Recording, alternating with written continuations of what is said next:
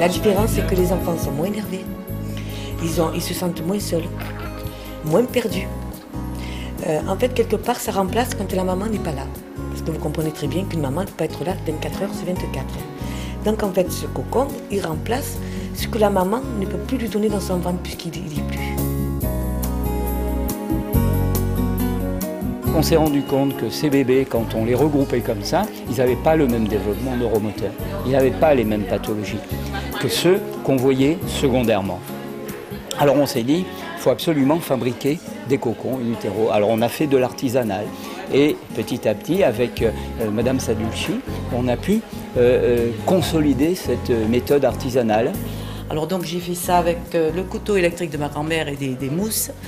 J'ai fait des nids qui rassemblaient l'enfant, mais c'était pas abouti. On s'est mis à travailler sur les nids, comment faire, les souplesses, les densités.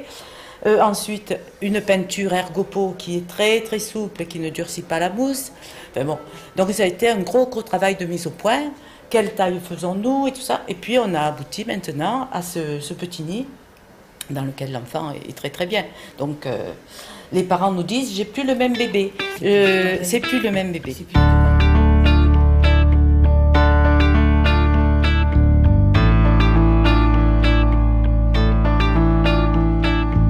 Ces prématurés avaient une aide profonde par le fait de la création de ces cocons.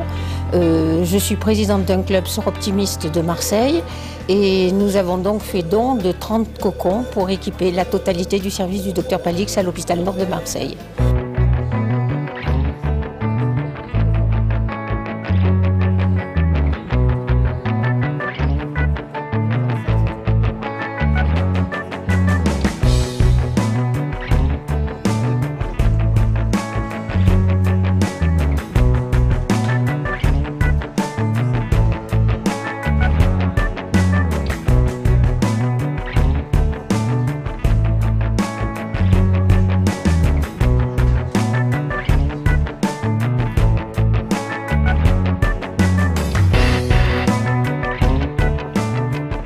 Un fœtus dans le ventre de sa mère s'étire, l'utérus le remet en flexion. Un bébé dans la couveuse s'étire et il reste en extension.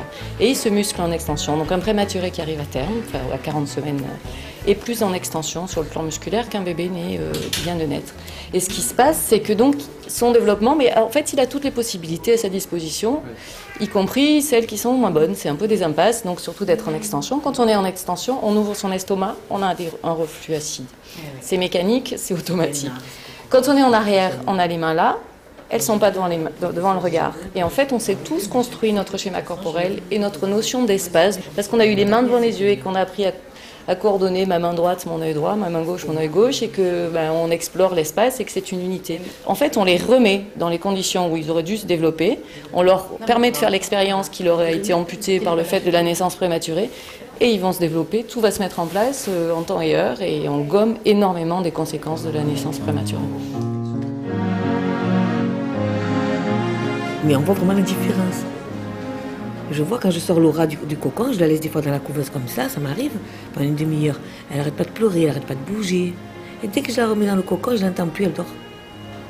Ça prouve que quand même, il y a quand même quelque chose qui se fait.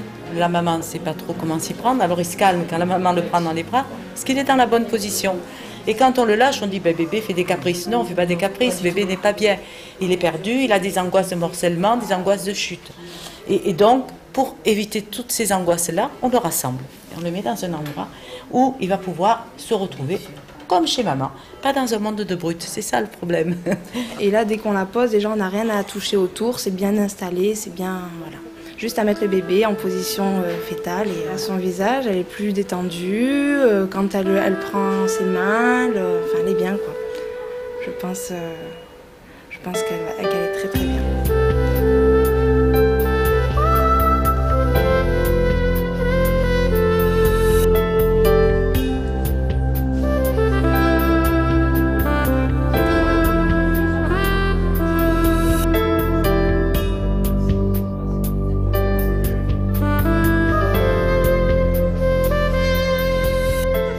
Et puis petit à petit, on s'est rendu compte que en faisant ces cocons pour les tout petits dans les couveuses, on pouvait ensuite les faire quand ils sortaient de couveuse, puis en plus on pouvait les agrandir. et que l'indication essentielle de ces cocons, c'est pour nos prématurés, c'est vital pour eux, et puis pour tous les nouveau-nés. Parce que le nouveau-né, eh bien, il faut se dire que naturellement, il ne doit pas être mis comme ça. Je crois que là, c'est vraiment une évolution très positive pour que l'enfant évolue dans les meilleures circonstances en sa faveur et en faveur de ses parents qui seront beaucoup moins angoissés de pouvoir accompagner cet enfant dans son évolution. Mais disons que tous les membres ont été tellement unanimes à soutenir le projet, ben, nous avons trouvé ce qu'il fallait, c'est-à-dire les fonds pour pouvoir équiper rapidement le service du Dr Palix.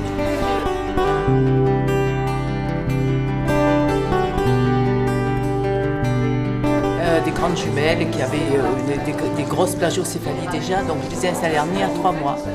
Et elles ont fait toute leur croissance jusqu'à 6-7 mois dans le nid. Et j'ai demandé à la maman si elle pouvait me rendre les nids si elle n'avait plus besoin. Et elle m'a dit je ne peux pas. Quand elles ont un chagrin, elles vont se lever dans leur nid. Donc ça c'est vraiment merveilleux, c'est devenu le doudou des bébés. Elles se rassurent. Et elles ont ce souvenir de l'époque où elles ont été rassurées dans le nid. Donc elles ont 10-11 mois et elles s'en vont à 4 pattes se lever dans leur nid. Donc je ne récupère pas les nids, mais tant mieux pour les petites filles.